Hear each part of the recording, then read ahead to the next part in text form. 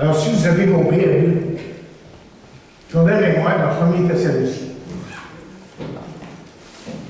Nous allons lire les deux derniers versets. En 1er Thessaloniciens, premier chapitre,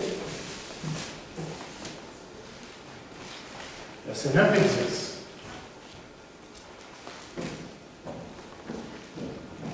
Premier Thessaloniciens, premier chapitre 9 et 10, nous dit ceci. Car on raconte à notre sujet quel accès nous avons eu auprès de vous et comment vous êtes convertis à Dieu en abandonnant les idoles pour servir le Dieu vivant et vrai et pour attendre des cieux son Fils qu'il a ressuscité des morts, Jésus qui nous délivre de la colère à venir. Prions.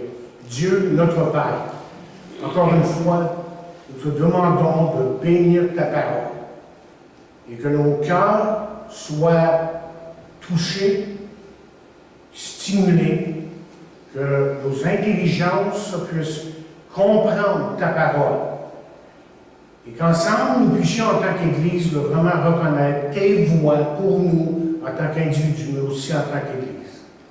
Merci pour cette parole et garde nos cœurs, je prie dans le nom de Jésus, Père. Amen. Amen. Elles étaient sept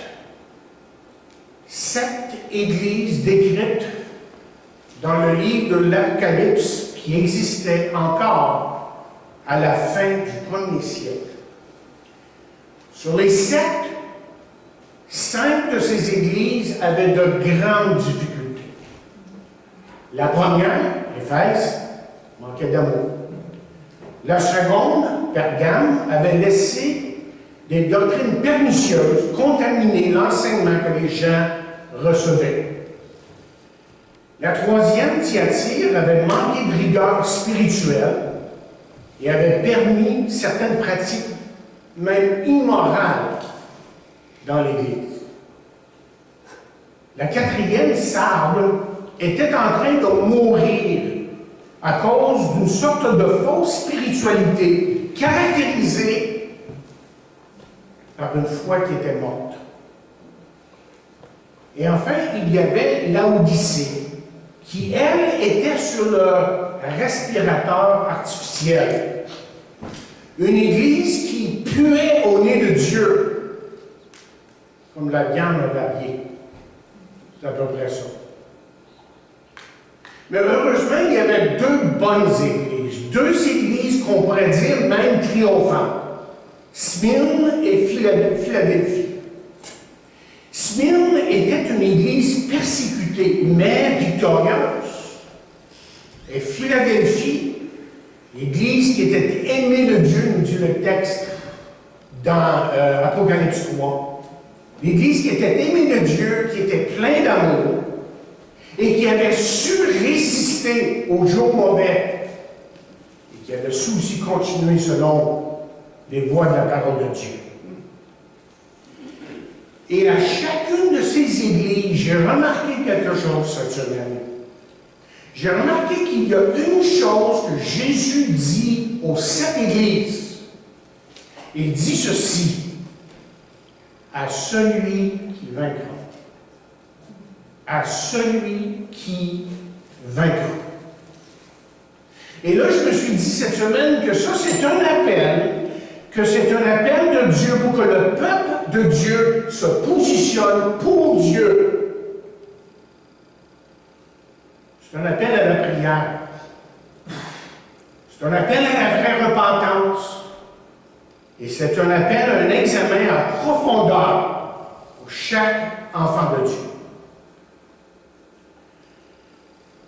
Et vous savez, je me réveille en pleine nuit très souvent, dernièrement en tout cas, pour constater que l'Église, je parle de l'Église en général, mais même notre Église, est assaillie par les manigances de l'ennemi. Satan sait exactement comment se prendre pour détruire une Église. Ça fait longtemps qu'il le fait. Il y a les propos désobligeants et réfléchis qui sont dits en chrétiens. Il y a l'individualisme, l'insouciance spirituelle, le manque d'amour, la jalousie, le manque de vraie connaissance biblique, parce que maintenant on se contente avec très souvent ce qui est superficiel. L'orgueil est rampant très souvent dans les relations entre les chrétiens. Il y a le manque de pardon.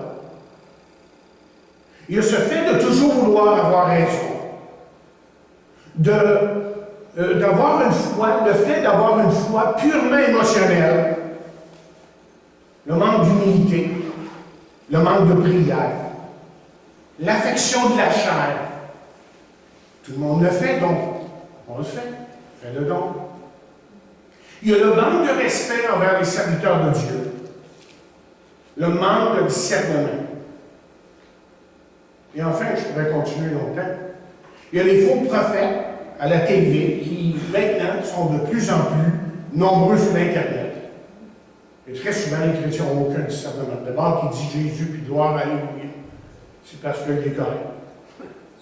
Il est souvent pas du tout. Donc, vous voyez, Dieu nous appelle ce matin à nous examiner dans le miroir de sa parole. Non pas par une quelconque révélation. Parce que j'aimerais vous dire ce matin que nous avons toute la révélation nécessaire ici dans ce livre. Je n'ai pas besoin d'autre chose. La parole de Dieu nous dit que toute écriture est inspirée de Dieu et utile pour enseigner, pour convaincre, pour corriger, pour instruire dans la justice.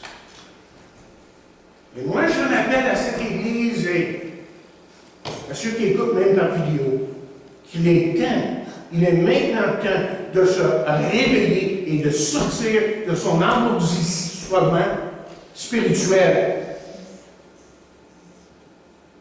Et de dire comme Josué a dit un jour, moi et ma maison, nous servirons l'Éternel. Il n'y a pas d'autre chose de plus important que ça. Et ce matin, nous revenons en 1er Thessaloniciens pour faire cet examen.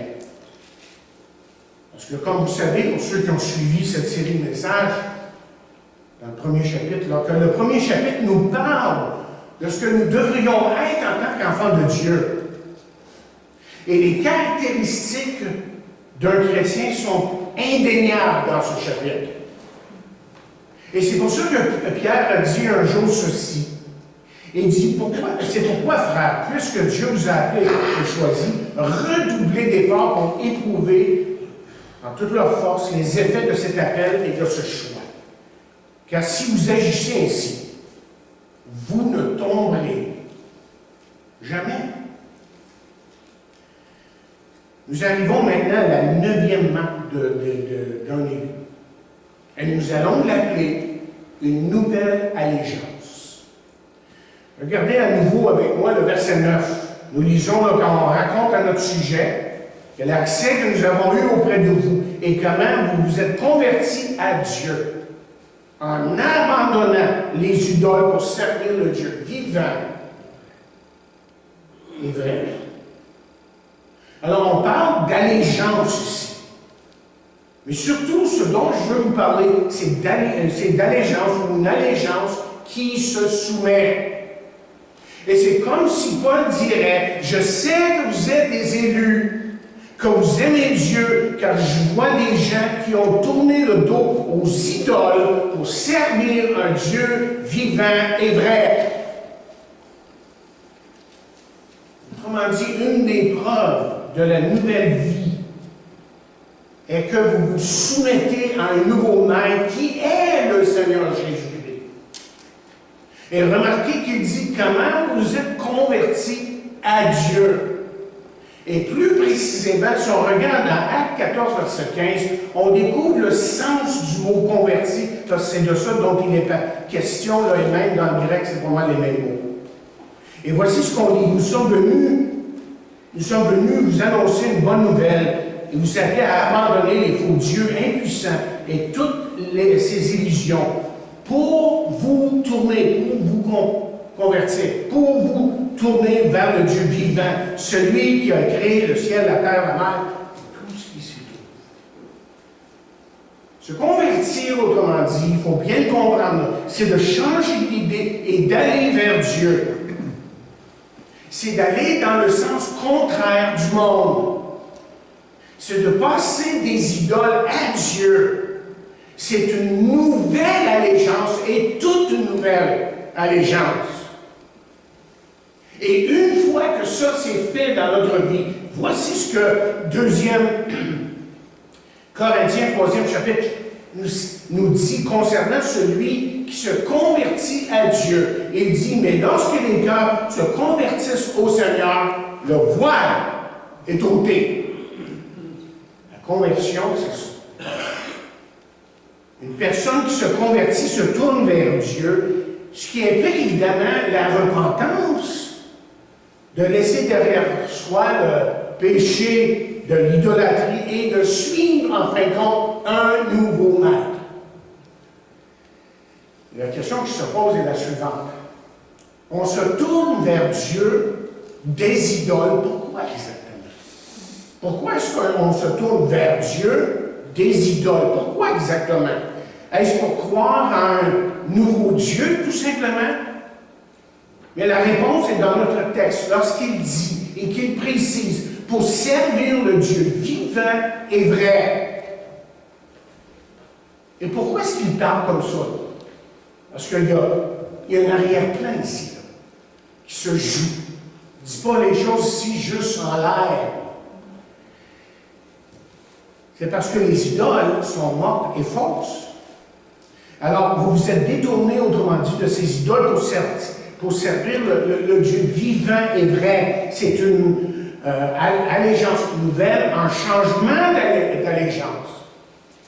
Et quelqu'un a écrit, cela implique la repentance, ce qui ne change pas seulement votre avis, ce qui est Dieu et Jésus-Christ, mais à qui vous devez votre allégeance. Et le mot servir est très intéressant dans le grec parce que littéralement, il nous parle d'être esclave de quelqu'un. Autrement dit, tu es passé de l'esclavage à une fausse idole et tu es devenu l'esclave de Dieu.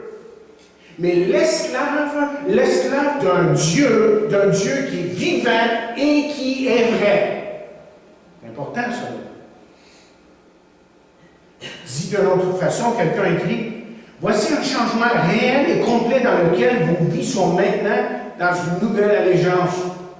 Non pas aux morts, aux faux idoles, mais au Dieu vivant et vrai. John MacArthur écrit, quand Dieu convertit un homme, il change non seulement ses émotions, mais la personne entière. Oui, les émotions nous font regretter profondément notre vie passée, mais Dieu change aussi notre volonté afin de pouvoir le servir. Un autre théologien fidèle aux Écritures commente sur ce verset en disant « L'acte de conversion implique un changement de direction de la volonté. C'est un événement, dit-il, j'ai bien aimé ce qu'il a dit, c'est pour ça que je vous l'apporte, un événement décisif. Une réorientation, dit-il, entière de la vie, et c'est l'une des caractéristiques dominantes du salut. » Fin de citation. Et voyez, quand on lit ces paroles-là ici, là, on s'aperçoit que c'est exactement ce qui est arrivé aux gens à Thessalonique. Et le fait que Paul parlait ici, qu'il parle d'idole, nous dit quelque chose de très important de l'Église.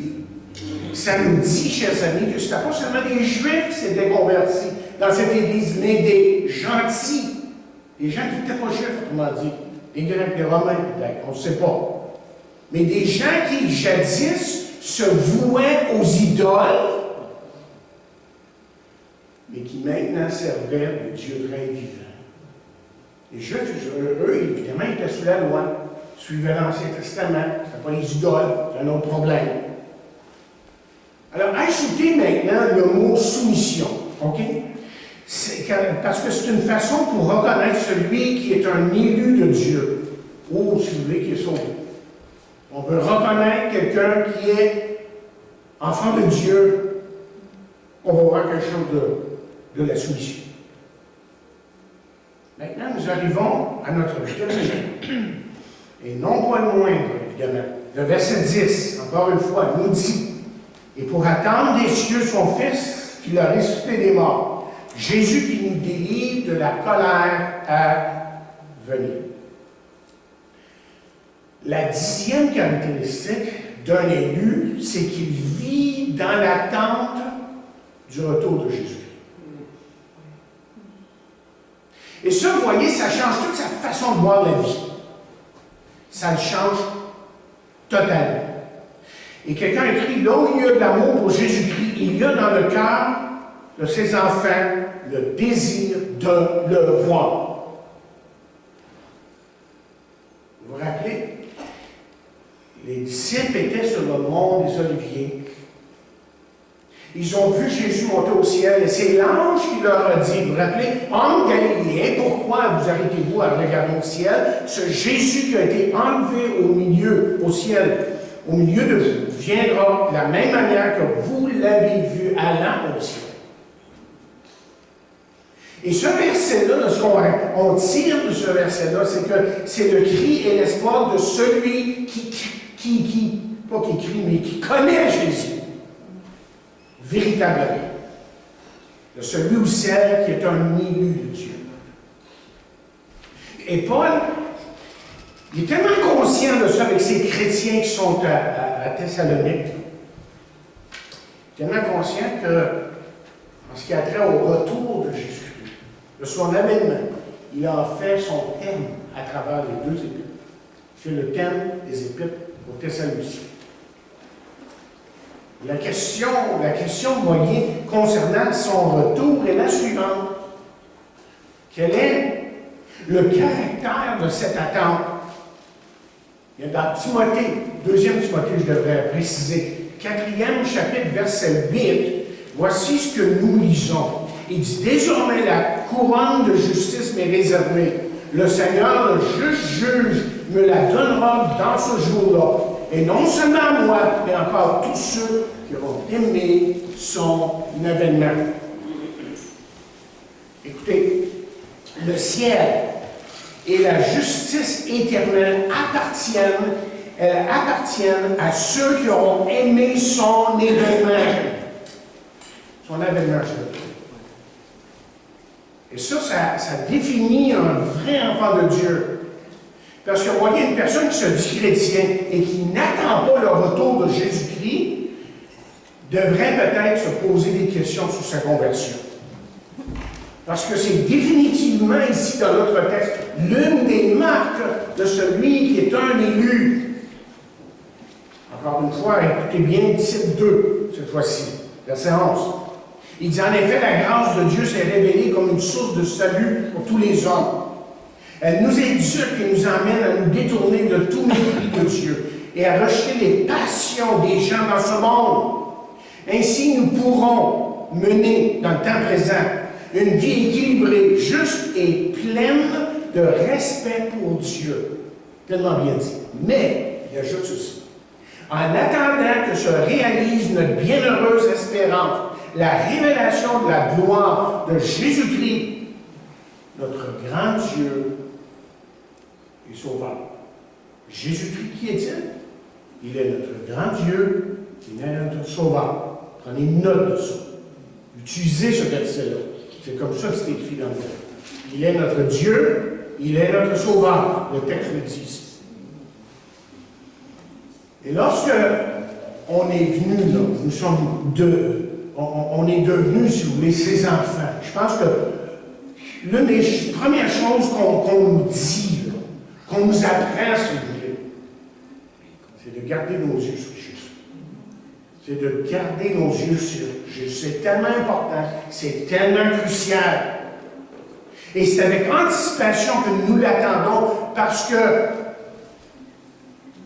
est notre salut. Il est notre espoir. Il n'y en a pas d'autre. Qui attendons-nous? Le Fils de Dieu. celui qui est ressuscité des morts. Et pourquoi? Mais la parole nous dit ici pour nous délivrer de la colère à venir, c'est-à-dire une délivrance de la colère dévastatrice de Dieu qui va sévir sur la terre. On en parlera plus tard.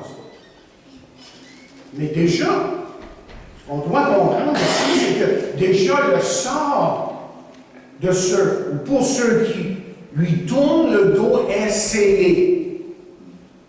Parce que la Bible dit ceci dans Jean 3, verset 17. En effet, Dieu, en effet, n'a pas envoyé son Fils dans le monde pour qu'il juge le monde, mais pour que le monde soit sauvé par lui. Mais au verset 36, le dernier verset du même chapitre, voici ce qu'on dit. Celui qui croit au Fils a la vie éternelle, mais celui qui ne croit pas au Fils ne verra point la vie, mais la colère de Dieu demeure sur lui. Il est dans cet état-là. Et s'il continue dans cet état-là, il est perdu. Donc, la dernière caractéristique d'un élu, vous savez c'est quoi?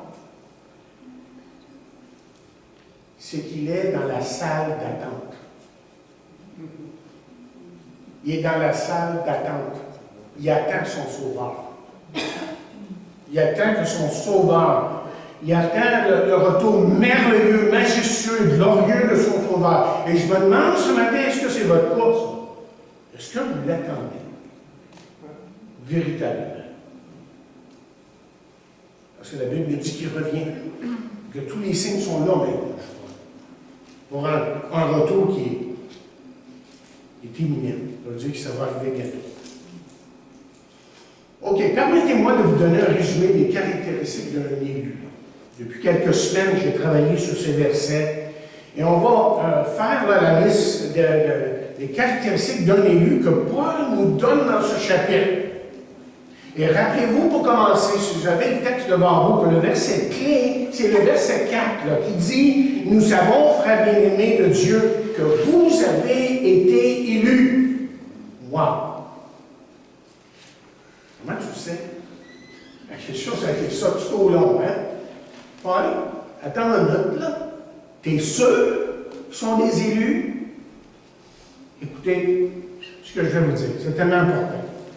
Tellement important qu'on saisisse ici l'ampleur de ce que la parole de Dieu essaie de nous dire. On reconnaît un chrétien, un élu premièrement, par sa foi qui fonctionne. Vous vous rappelez, le mot-clé dans ça, c'était production. Je vais donner un mot-clé à chaque fois. La production. Il y a quelque chose qui se produit en lui. Il y a les œuvres qui se produisent. La foi n'est jamais sans les œuvres. C'est pas par les œuvres, mais la foi n'est jamais sans les œuvres. Deuxièmement, on reconnaît l'élu par son amour qui travaille. Et là, on a parlé d'affection. Que l'amour, c'est quelque chose qui se manifeste. L'affection, ça vient de différentes façons, évidemment. Et ensuite, alors, production, affection. Troisièmement, par un espoir, par un espoir qui persévère. Comment qu'on a chanté? Je continuerai. Mais le troisième mot, c'est continuation. C'est celui qui est vraiment sauvé, qui est vraiment un élu, eh bien, malgré toutes les épreuves, il continue. Il passe à travers. Parce que c'est un élu. Quatrièmement, qu'est-ce qui décrit un élu? C'est une prédication puissante qui a marqué sa vie par la puissance du Saint-Esprit. Il y a eu, autrement dit, le mot-clé est celui-ci, il y a eu une transformation dans sa vie. Sa vie a basculé, mais a basculé dans le bon sens. Une transformation totale, évidente, je dirais. 1, 2, 3, 4, je suis rendu au 5e point, je n'ai pas énuméré. Je pense que je suis rendu au point 5. C'est par... Où est-ce qu'on reconnaît encore une fois un élu? Ben c'est par sa joie. Maintenant, on a parlé de joie, là, qui lui permet de passer à travers les épreuves. Là. Un petit peu comme son espoir. Il y a un lien entre les deux, évidemment. Et là, le mot-clé a été le mot... Rappelez-vous? C'est bon, jubile. Il est dans la joie. Oh, c'est pas toujours une joie éclatante dans le sens que, tu sais, ça éclate partout, là, mais il y a un contentement. Il y a quelque chose qui fait que malgré tout, son contentement et sa joie est dans son Dieu. Et ensuite, sixièmement, c'est par un comportement exemplaire. Comment est-ce qu'on reconnaît quelqu'un qui est vraiment sauvé? C'est son comportement. On le voit par son comportement, par ses paroles. Et donc, il devient une illustration. C'est ça qui est arrivé ici dans cette église. Paul les regardait et il dit, « Waouh! » Les gens, ils parlent de vous autres, puis ils disent, « Hey, ça, c'est des gens transformés. » Ils illustraient ce que c'était de marcher avec Dieu. Septième. J'ai dit tout compter. 7, ok. 7, 8, 9. En est-tu manqué un, ça se peut? Ouais. En tout cas, on va. OK, par un puissant témoignage.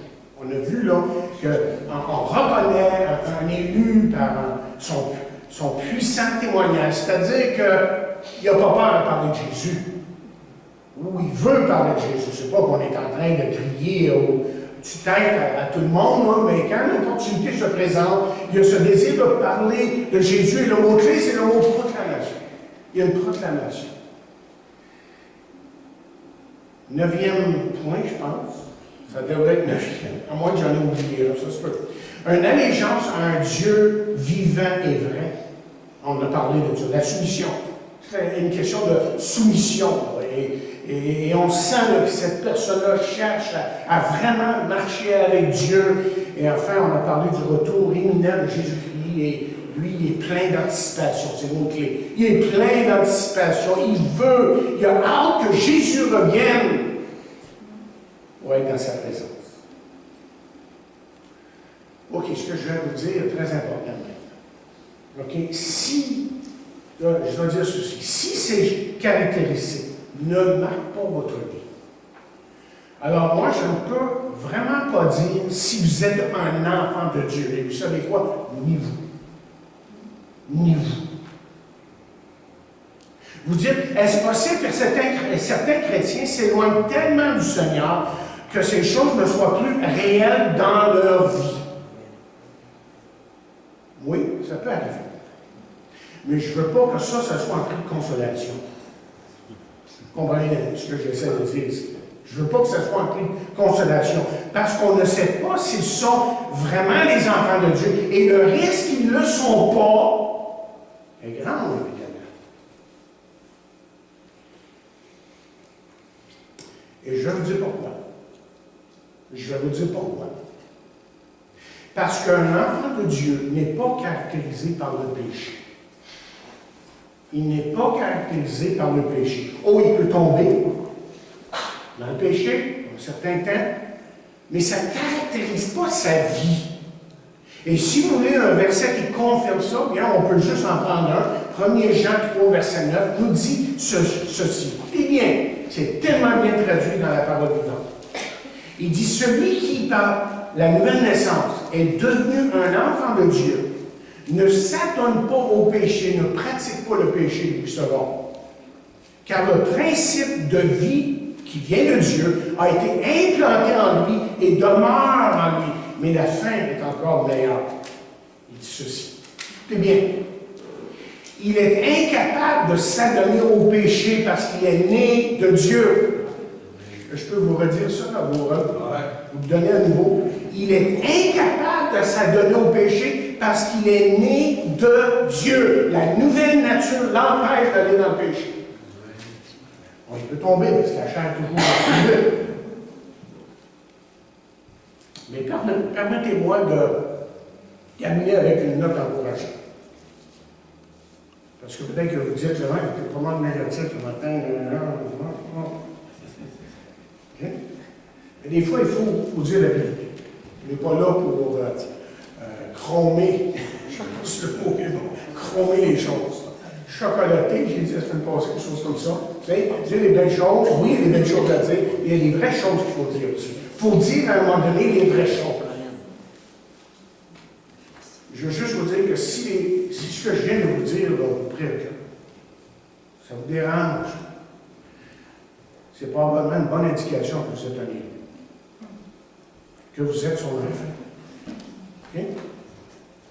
Parce que ceux qui ne sont pas sauvés, là, ils n'ont aucun intérêt pour ces choses-là. OK?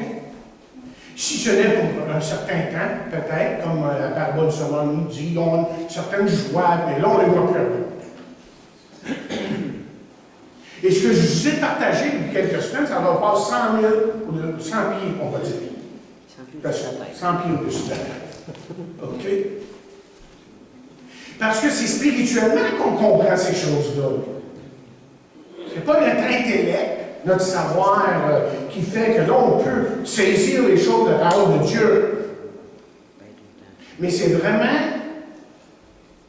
la parole de Dieu qui nous fait comprendre ceci. Écoutez bien ce que je vais vous lire. Il dit l'homme qui n'a que ses facultés naturelles, l'homme animal, l'homme naturel, dans d'autres traductions.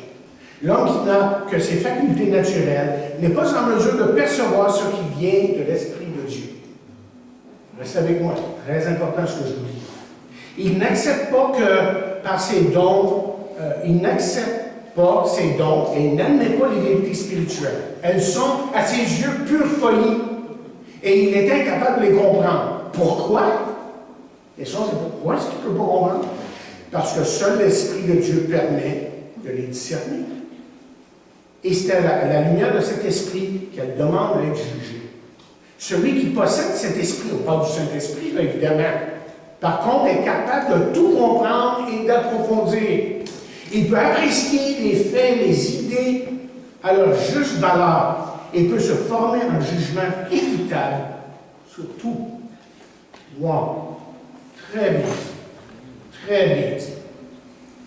Et pour nous, ce matin, c'est tellement important que nous recevions ici ces paroles avec humilité.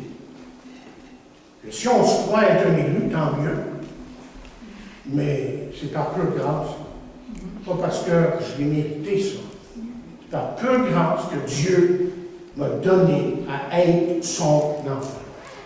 Voyez, au bout du compte, après que tout sera dit et fait, si Jésus ne revient pas, supposons que Jésus ne revient pas, eh bien, comme la chanson de Fernand Gignac et d'autres ont chanté, chanson de Fernand Gignac le dit si bien, que reste-t-il? Ah oui. Cette chanson, que reste-t-il? Il y en a d'autres qui l'ont chanté, je sais. Que reste-t-il? Que reste-t-il? Alors, permettez-moi cette question. Où est cet espoir? Où est votre espoir? Si, par exemple, vous deviez mourir subitement, où seriez-vous pour l'éternité? Si demain, vous perdriez tout, famille, argent, ou qu'une maladie soudaine se déclare dans votre corps, que resterait-il pour vous, en fin de compte? Et là, je vais terminer avec une histoire, et vous allez comprendre ce que je suis en train de dire ce matin. Je pense que vous allez comprendre.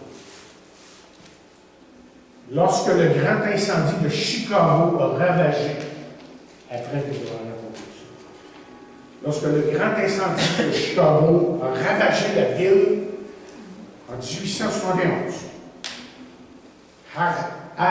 Horatio, les noms sont pas faciles des fois, Spafford, un avocat fortement engagé dans l'immobilier, a perdu une fortune. À cette époque, son fils unique, âgé de 4 ans, a succombé à la scarlatine, scarlet fever en anglais. Horatio, on nous dit, a englouti sa peine dans le travail, se consacrant à la reconstruction de la ville et aidant 100 000 sans-abri, excusez-moi. 100 000 sans-abri. Lorsqu'une affaire urgente a retenu Horatio à New York, il a décidé quand même d'envoyer sa femme Anna et leurs 4 filles, Maggie, Tanata, Annie et Bessie, en voyage en Grande-Bretagne, voyage qu'ils devaient faire en famille. Alors qu'ils s'installèrent dans une cabine au bord du luxueux navire français Ville de Havre, Un malaise envahit son esprit et les emmène dans une pièce plus près de l'avant du navire. Et là, il a dit au revoir en promettant de les rejoindre bientôt. Pendant les petites heures du 22 novembre 1873, alors que le ville de Havre planait sur une mer calme, les passagers ont été tout d'un coup secoués de leur lit. Le navire est entré en collision avec un autre navire. Et l'eau s'est déversée dans le ville de Havre comme le Niagara. Et celui-ci a basculé dangereusement. Les cris, on nous raconte, et les prières, les serments ont été entendus dans un cauchemar de terreur sans précédent. Les passagers se sont accrochés à des poteaux, sont tombés dans l'obscurité et ont été emportés par les puissants courants de l'océan glacial. Des êtres chers sont tombés sous les eaux malgré l'effort de les sauver, pour les sauver. Des 226 morts, ces 4 filles étaient du nombre. Madame Spafford a été retrouvée presque inconsciente, accrochée à un morceau de l'épave. Quand les 47 survivants ont débarqué à Cardiff, au pays de Galles, sa femme a câblé, on dit bien là, cable en anglais, je l'ai traduit évidemment, a câblé son mari, sauvé seul. 2 mots, sauvé seul. Horatio a immédiatement réservé pour rejoindre sa femme. En route par une froide nuit de décembre, le capitaine l'a appelé de côté et lui a dit « Je crois maintenant que nous passons au-dessus de l'endroit où le ville de Havre est descendu. » Et M. Stafford s'est rendu sur la passerelle et fixa ses yeux sur l'eau, sur les eaux. Et là, une profonde noirceur l'a englouti pour quelques instants. Et puis, en regardant vers le ciel, une lumière resplendissante envahit son cœur. Il savait, parce qu'il était un enfant de Dieu, que tout n'était pas perdu. M. Stafford est entré dans sa cabine et a commencé à écrire un poème. It is well. It is well with my soul. May his will be done. Tout est bien avec mon âme, que sa volonté soit faite. Et on nous dit que quelque temps après, il rencontre son ami Philip Bliss pour lui lire tout simplement les paroles de son poème. Et celui-ci, à l'instant même, aussitôt, s'est rendu à son piano pour donner une mélodie aux paroles du poème de M. Spafford. Et les paroles et la mélodie sont devenues un des plus beaux cantiques jamais composés. À peine quelques mois plus tard, Philip Bliss périrait avec sa femme dans un terrible accident de train. Mais ces paroles, que vous allez maintenant entendre, sont restées et restent avec nous encore aujourd'hui. Pour ceux qui continuent à mettre leur espoir en Jésus. It is well with my soul.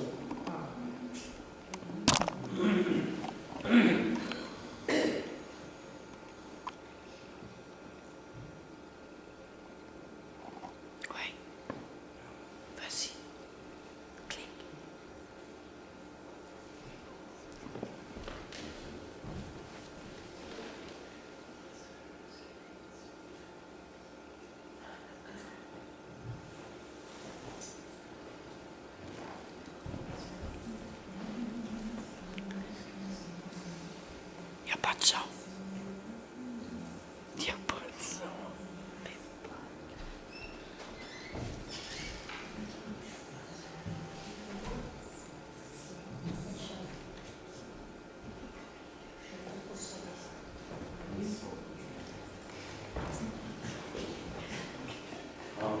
On va chanter le cantique au cantique.